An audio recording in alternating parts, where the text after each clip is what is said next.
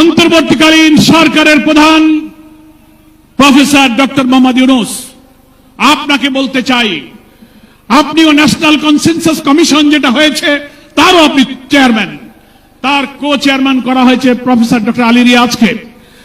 আর নির্বাচন কমিশনের প্রধানকে আমি বলতে চাই, আজকের এই সমাবেশ থেকে, এই জনসমুদ্র থেকে এই বার্তা যদি আপনারা বুঝতে ভুল করেন, পিওর পদ্ধতি ছাড়া নির্বাচন বাংলার মানুষ গ্রহণ করবে না।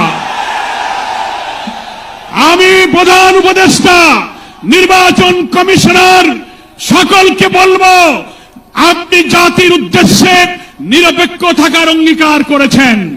আপনার অঙ্গীকারের প্রতি আপনি সাবধান থাকবেন। আপনার কোন কোন ভূমিকায় জাতির মধ্যে কিন্তু সংশয় তৈরি হয়েছে। পরিষ্কার বলতে চাই, আপনি সোজা থাকবেন। আমরা আমাদের জন্য কোন দলের জন্য আপনার পক্ষপাতিত্ব চাই না। 2000 ছাত্র জনতার জীবন, হাজার হাজার মানুষের রক্ত, 17-18 বছরের মানুষকে ফাঁসি, অত্যাচার, জুলুম, রিমান্ড, ক্রসফায়ার দিয়ে আলে বলবা পীর মাশায়েখদের যে নির্বাচন করেছেন, সেই সংগ্রাম আমরা ব্যর্থ হতে দেব না।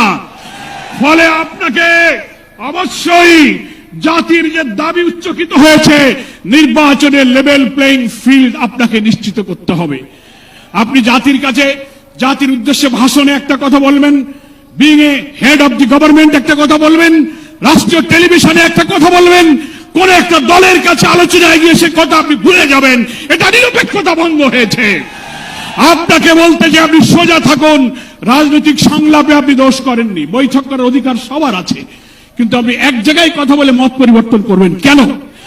আপনাকে জাতির সামনে আসতে হবে, সকল দলের সাথে বসে আপনি বলবেন যে ভাই আমাদের এই অসুবিধা, আসুন আমরা সবাই মিলে এইটাই করি, আমরা রাজি আছি।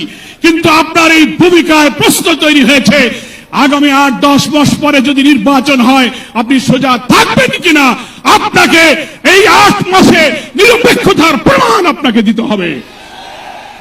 আপনাকে নির্বাচনের আগে যে শর্ত, মানবতা বিরোধী গণহত্যাকারীদের বিচার অবশ্যই দ্রুত দৃশ্যমান করতে হবে। দিল্লিতে বসে দিল্লির তাবেদার শেখ হাসিনা এই বাংলাদেশকে আবার উস্কানি দিয়ে ভারতের সেবাদাসে পরিণত করার ষড়যন্ত্র করছে। অবিলম্বে নির্বাচনের আগে এই বিচার আমরা দৃশ্যমান দেখতে চাই। সংস্কারের ব্যাপারে অনেকে ঢিলা দিচ্ছেন, বলে ইলেকশন আর সংস্কার একসাথে হবে, ক্ষমতায় গিয়ে করব। কিভাবে বুঝলেন কে ক্ষমতায় যাবে? জনগণের ভোট আপনি পান, তারপরে আপনি ক্ষমতায় যাবেন। এই ফ্যাসিবাদী আমলের রাজনৈতিক সাংবিধানিক সরকারের যে কাঠামো তৈরি হয়েছে বাংলাদেশে, এই কাঠামো তছনছ করে দিয়ে নতুন বাংলাদেশের নতুন বন্দোবস্ত কাঠামোর জন্য অবশ্যই মৌলিক সংস্কার প্রয়োজন। এই প্রশাসনিক ব্যবস্থার মধ্যে আমরা নতুন কোন ফ্যাসিবাদ, নতুন কোন হাসিনার আমরা জন্ম দিতে চাই না। এই জন্য সংস্কার আমাদেরকে করতে হবে। আন্দোলনের শহীদ আহত যারা, তাদের চিকিৎসা এবং পুনর্বাসন করতে হবে।